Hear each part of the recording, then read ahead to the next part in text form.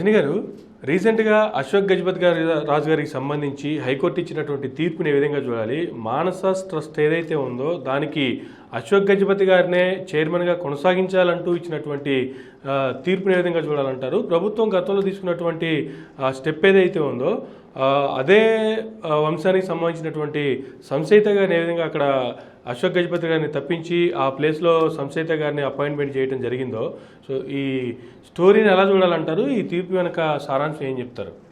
నమస్తే అండి. అసలు దీని గురించి డిస్కస్ చేసే ముందు విజయనగర సంస్థానం గురించి మాట్లాడుకోవాలండి.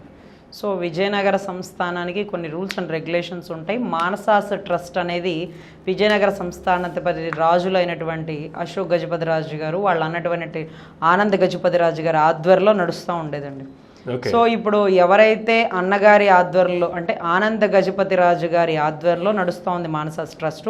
దీంట్లోనే వన్ ఆఫ్ ద నెంబర్గా సింహాచలం ట్రస్ట్ కూడా ఉందండి. సింహాచలం గుడి కూడా ఈ మానసాస్ ట్రస్ట్ కింద వస్తుంది. వీటన్నిటికీ మించి ఇంకొకటి ఏంటంటే ఈ మానసాస్ ట్రస్ట్ ద్వారా ఎంతో ఎడ్యుకేషనల్గా అంటే స్కూళ్ళ పరంగా కానీ కాలేజ్ పరంగా కానీ వైద్య పరంగా కానీ ఆ విజయనగరంలో వాళ్ళందరికీ న్యాయం జరుగుతుందండి.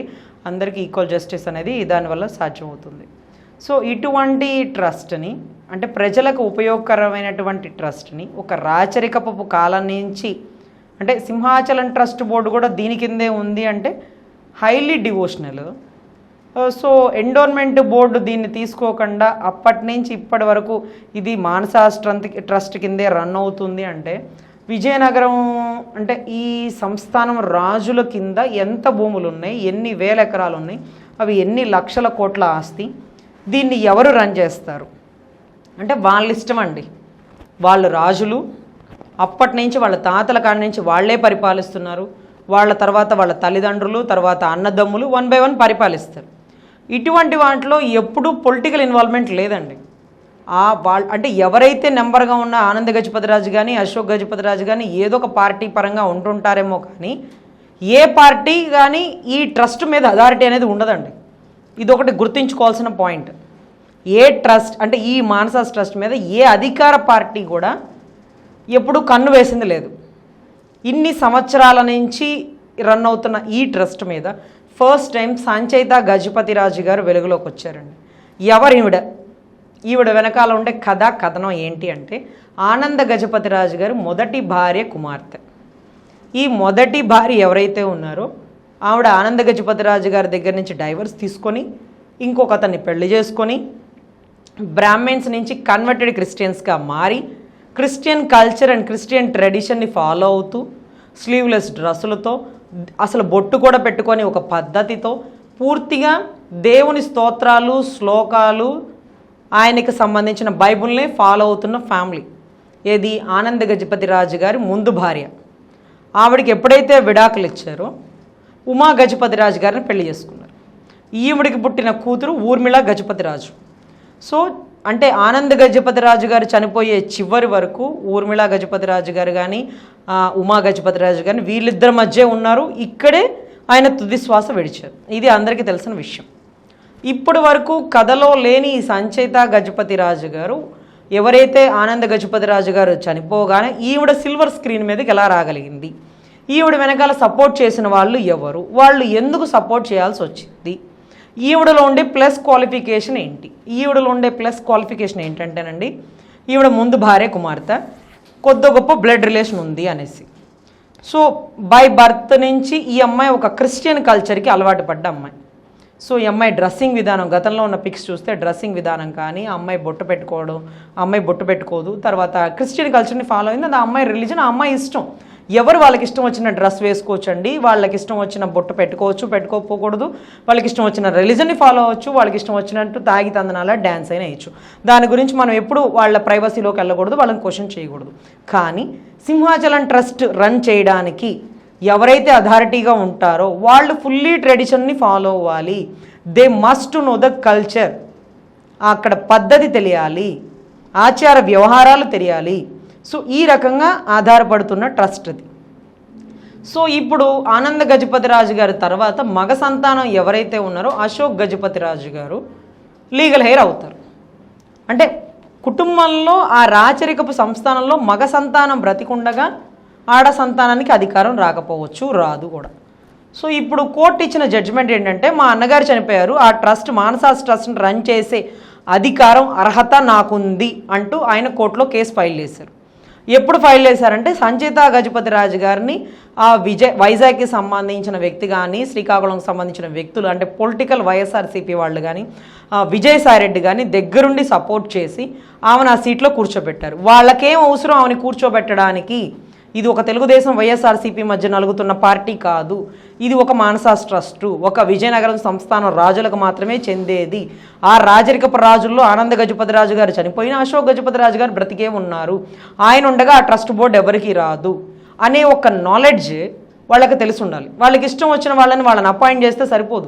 జీవో ప్రకారమో లీగల్ హెయిర్ ప్రకారమో ఆ ఆస్తికి ఎవరు వారసులు, ఆ ట్రస్ట్ని రన్ చేయడానికి ఎవరు అర్హులు అనే దాన్ని బట్టే కోర్టు జడ్జిమెంట్ ఇస్తుంది. అలా కోర్టు ఇచ్చిన జడ్జిమెంటే ఈ అశోక్ గజపతి రాజు గారికి మళ్ళీ తిరిగి పట్టం కట్టడం. సో ఇప్పుడు ఇంకొకటి జరిగిందండి ఈ మధ్య ఇన్సిడెంట్ వచ్చి, అది మనకేంటంటే బ్రహ్మంగారి మఠం. ఈ బ్రహ్మంగారి మఠం ఏదైతే ఉందో దీన్ని మఠ సిద్ధాంతాలు అంటే మఠ పెద్దలు ఉంటారు కదండి, పీఠాధిపతులు, వాళ్ళు ఎవరికిస్తే ఆ ట్రస్ట్ అంటే ఆ పీఠాధిపతులు ఎవరిస్తే బ్రహ్మంగారి మఠం వాళ్ళు రన్ చేయించట. సో పీఠాధిపతులు అందరూ వచ్చారండి. వచ్చి అంటే చనిపోయిన ఎవరైతే ఆఖరిగా బ్రహ్మంగారి మఠం కాలం రన్ చేస్తూ చనిపోయిన వ్యక్తి ఎవరైతే ఉన్నారో ఆఖరిగా ఎవరికి ఉంటుందో ఆ వీలునామా ప్రకారం వాళ్ళకి ఆ పీఠాధిపత్యం ఇవ్వడం కోసం వాళ్ళు వచ్చారు. పీఠాధిపతులు వచ్చి వీళ్ళు పలానా అని చెప్పి ఆ పీఠాధిపత్యం అనేది ఇచ్చారు. సో అలా ఇచ్చినప్పుడు ఏం జరిగిందంటే, సో అప్పుడు ఈ దేవాదాయ ధర్మాదాయ శాఖ మంత్రి ఎవరైతే ఉన్నారో ఆయన వచ్చి అలా ఎలా పీఠాధిపతులు ఇచ్చేస్తారు, అలా ఇవ్వడానికి లేదు, మేము ఒకళ్ళని నియమించినా కూడా అది కరెక్ట్ కాదు, గవర్నమెంట్ ఎవరు అపాయింట్ చేస్తే వాళ్ళు నియమించడం కూడా కరెక్ట్ కాదు, ఇది ఒక బోర్డు ఉంటుంది, ఈ బోర్డుకి సంబంధించిన నెంబర్స్ అందరూ కలిసి ఆ వ్యక్తిని అపాయింట్ చేయాలి అనేసి. అప్పుడు వెల్లంపల్లి గారు అంటే ఎవరైతే దేవాదాయ శాఖ మంత్రి వెల్లంపల్లి గారు ఉన్నారో ఈ పీఠాధిపతులకు ఏం అధికారం ఉంటుందండి, వీళ్ళే ట్రస్ట్ని రన్ చేయడానికి, వీళ్ళే బ్రహ్మంగారి మఠాన్ని రన్ చేయడానికి అధికారం ఇచ్చేస్తారు, వీళ్ళ పీఠాధిపతులకు అధికారం ఉండదండి, మాకు కూడా అధికారం ఉండదు. ఒకవేళ మేము చెప్పినా ఇదిగో వీళ్ళే అధికారంలో ఉండాలి అని చెప్పినా కూడా అది పర్ఫెక్ట్ కాదు. వీళ్ళకు ఒక ట్రస్ట్ బోర్డు ఉంటుంది, ఆ బోర్డు తరపు నుంచి ఎవరిని ఎంపిక చేయాలి, ఎవరు వీళ్ళని సెలెక్ట్ చేస్తారు, ఒక నెంబర్స్ ఉంటారు, ఆ నెంబర్స్ ప్రకారం ఎన్నికైందే ఆ ఆధిపత్యం, ఆ పీఠాధిపత్యం అని చెప్పారండి గౌరవనీయులైన వెల్లంపల్లి గారు.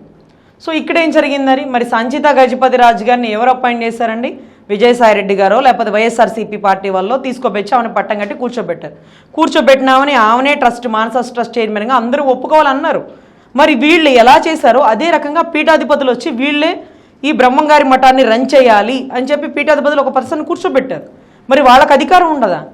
ఎప్పటి నుంచి పీఠాధిపతులు ఆధ్వర్యంలో నడుస్తున్న బ్రహ్మంగారి మఠాన్ని ఈరోజు మీరు 10 మంది మనుషుల్లో కూర్చోబెట్టి ఒక ట్రస్ట్ పెట్టి ఎంపిక చేసి మీరెవరు చేయడానికి? మీరు అధికార పార్టీలు ఎవరు కూర్చోబెట్టాలి, లేకపోతే ఎవరికన్నా మినిస్ట్రీ ఇచ్చుకోవాలని మీరు ఆలోచించుకోవాలి. అంతేగాని ఇటువంటి వాటిల్లో మీకేం అధికారం ఉంటుంది? పీఠాధిపతులు మేము వస్తున్నాం, గతంలో చనిపోయిన అతను రాసిన వీలునామాని కన్సిడర్ చేయాలా, లేకపోతే ఎవరికి అధికారం ఇవ్వాలి, ఎవరికి సత్సంబంధాలు సాంప్రదాయాలు ఆచారాలు వాళ్ళ తండ్రి గారి నుంచి నేర్చుకున్న కుమారుని కూర్చోబెట్టాలి, ఎవరు అనేది పీఠాధిపతులు నిర్ణయిస్తారు. ఆ అధికారం వాళ్ళకు ఉంటుంది. వాళ్ళు ఉండేది నిర్ణయించేది తప్పు, మీరు ఎలా నిర్ణయిస్తారు? మేము ఒక ట్రస్ట్ చైర్మన్ గానో ఎవరినో వాళ్ళని వీళ్ళని పెట్టి కొంతమంది నెంబర్స్తో అపాయింట్ చేస్తాం ఆ పోస్ట్ని, మాకు కూడా సింగిల్గా అపాయింట్ చేసే అధికారం లేదన్నారు. ఏ అధికారం లేదని చెప్పి బ్రహ్మంగారి మఠంలో నియమించిన వ్యక్తిని మీరు కాదంటున్నారు, అదే రకంగా సంచిత గజపతి రాజు గారిని మీరేం అధికారం ఉందని ఆ అమ్మాయిని ఆ పీఠం మీద కూర్చోబెడతారు? సింహాచలం ట్రస్ట్ రన్ చేయాలంటే గత సంవత్సరంలో ఎలా సింహాచలానికి దేవుడికి సంబంధించిన కళ్యాణ వైభోగాలు జరిగినాయండి, ఇలా ఎన్ని రోజులు కళ్యాణం చేశారు, ట్రస్ట్కి సంబంధించిన ఎంత ఫండ్ వస్తుంది, ఎన్ని వందల ఎకరాలు ఉన్నాయి, సో ఎకరానికి ఎంత పంట వస్తుంది, ఏ ఎకరం ఎవరికి మాత్రమే కౌలుకిస్తున్నారు, సో ఎన్ని బ్యాంకులలో మన అమౌంట్స్ ఉన్నాయి అనేది పూర్తిగా తెలిసింది ఆనంద గజపతి రాజు గారికి. తర్వాత ఏదైతే రన్ చేస్తున్నారో అశోక్ గజపతి రాజు గారికి. అటువంటిది చూసుకోకుండా ఒక సంప్రదాయం, ఒక ట్రెడిషన్, ఒక కల్చరు ఏమీ లేకుండానే ఒక అమ్మాయిని తీసుకొచ్చి కూర్చోబెట్టి ఆవిడకి పెద్ద బొట్టు పెట్టి హెయిర్ లీవ్ చేసి ఒక హై ట్రెడిషన్, ఒక శారీ కట్టుకున్నంత మాత్రాన, ఒక ట్రెడిషన్ని ఫాలో అయినంత మాత్రాన ఆ దేవుడికి సంబంధించిన సింహాచలం ట్రస్ట్కి సంబంధించిన కల్చర్ ఆవిడకి ఎలా తెలుస్తుందండి? ఏళ్ల తరబడి నుంచి తరం మాత్రమే పరిపాలిస్తున్న కాలంలో ఈ ఆనంద గజపతి రాజు గారు వీళ్ళ తర్వాత అశోక్ గజపతి రాజు ఒక జెంట్ లీగల్ హెయిర్ ఉన్న దగ్గర ఎలా ఆమెను కూర్చోబెడతారు? అంటే ఇన్ని వందల వేల ఎకరాలున్న భూముల మీద వైఎస్ఆర్సీపీ పార్టీ అథారిటీ ఏంటి అంటే ఒక అధికార పార్టీ కన్ను ఎందుకు పడింది, ఆమెను ఎందుకు సెలెక్ట్ చేశారు. ఇప్పుడు ఆమెను సెలెక్ట్ చేయగానే ఆ తరంలో ఉన్నటువంటి కొంతమంది లీగల్ అడ్వకేట్స్నో లేకపోతే నమ్మకంగా ఉండే నమ్మకస్తులు అందరినీ ఉద్యోగంలోంచి వైదొలిగి కొత్త వాళ్ళని అపాయింట్ చేశారట. మళ్ళీ అశోక్ గజపతిరాజు గారు పదవిలోకి వచ్చాక ఎవరైతే పాత ఉన్న వాళ్ళందరినీ తీసుకొచ్చి కూర్చోబెట్టి కొత్తగా వచ్చిన వాళ్ళని అపాయింట్మెంట్ని క్యాన్సిల్ చేశారు. అంటే ఏళ్ల తరబడి నాటి తరం నుంచి జరుగుతుందండి ఇది. వాళ్ళకే మాత్రమే ఆ రూల్స్ అండ్ రెగ్యులేషన్స్ తెలుస్తాయి. అలా ఒక కొత్త వ్యక్తిని తీసుకురావడానికి ఇప్పుడు ఆవిడకి ఏం హక్కు ఉంటుందండి. వాళ్ళ తల్లిగారితో పాటు బయటికి వెళ్ళిపోయింది. వాళ్ళ తల్లిగారి కల్చర్ రిలీజన్ని ఫాలో అవుతుంది. పూర్తిగా వివాహ బంధం తెగిపోయింది. కొత్తగా ఇంకొక ఆమెను పెళ్లి చేసుకున్నాడు. ఈవిడ కూడా ఒక ఆడపిల్ల ఉంది. వీళ్ళిద్దరు కూడా చాలా రోజులు ఫైట్ చేశారండి. గతంలో మీరు చూస్తే ఊర్మిళ గజపతిరాజు గారు కానీ సంచిత గజపతిరాజు గారు కానీ ఎన్నో గలాటాలు జరిగినాయి. వైజాగ్ నగరంలో ఏదైనా ఒక తిరునాళ్ళలో ఒక ఉత్సవాలు జరుగుతున్నప్పుడు ఆమె కోట మీద కూర్చొని ఒక పర్టికులర్ ప్లేస్లో కూర్చొని ఆవిడ అక్కడ అంతా మొత్తం కోట మీద కూర్చుంటే మొత్తం సంస్థానం మొత్తం కనబడుతుందండి. అట్లా కూర్చొని ఆవిడ అది వీక్షించిన రోజులు ఉన్నాయి. సో అటువంటి టైంలో ఊర్మిళ గజపతిరాజు గారికి ఇంపార్టెంట్ ఇవ్వకపోవడం, ఆయన ఉన్నప్పుడు ఎప్పుడు వీటికి సంబంధించిన మంచి చెడులో రాలేదండి. ఆయన చనిపోగానే నాకు హక్కు ఉందని ఆవిడ కూడా రాలే. ఆమెను తీసుకొచ్చిన వాళ్ళు గట్టిగా దృఢమైన అధికార పార్టీ వాళ్ళు. ఇక్కడ పార్టీకి ఏం సంబంధం అండి, ఒక పొలిటికల్ పార్టీలకి ఏం సంబంధం, ఒక వైఎస్ఆర్సీపీకి ఏం సంబంధం, ఒక తెలుగుదేశంకి ఏం సంబంధం.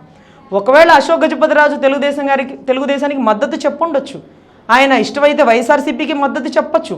అంతేకాని ఒక వైఎస్ఆర్సీపీ కానీ ఒక తెలుగుదేశం పార్టీ కానీ అశోక్ గజపతిరాజు గారిని ఇది చేయండి, ఆనంద గజపతిరాజు గారిని ఇది చేయకండి అని చెప్పే అధికారం లేదు.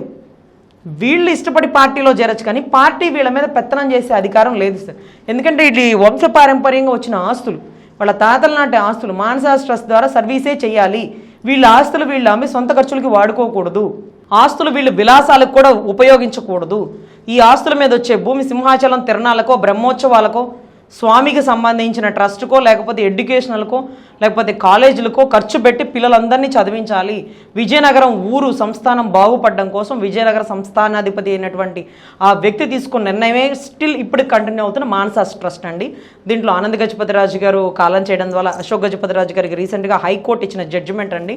సో ఖచ్చితంగా ఆయన మళ్ళీ తిరిగి పదవిలోకి వచ్చారు. సో హైకోర్టు అంటే జ్యుడిషియరీ వ్యవస్థ ఎప్పుడైనా తప్పుని క్వశ్చన్ చేస్తుంది. జ్యుడిషియరీ వ్యవస్థ ఏది చెప్తే అదే ఫైనల్ అండి. ఇప్పుడు సంచిత గజపతిరాజు సుప్రీంకోర్టు గారిని ఆశ్రయించినా లేకపోతే హైకోర్టు ఇచ్చిన తప్పు అనుకున్నా సరే కోర్టు ఇచ్చిన జడ్జిమెంట్ బేస్ చేసుకుని ఆయన పవర్లోకి వచ్చారండి. సో ఈ రకంగా ప్రతి ఒక్క వ్యక్తి జ్యుడిషియరీకి నమ్మకంగా ఉండాలి. జ్యుడిషియరీని అధిగమించి ఏ పని చేయకూడదండి. థ్యాంక్ యూ అండి. Thank you very much Rajani గారు.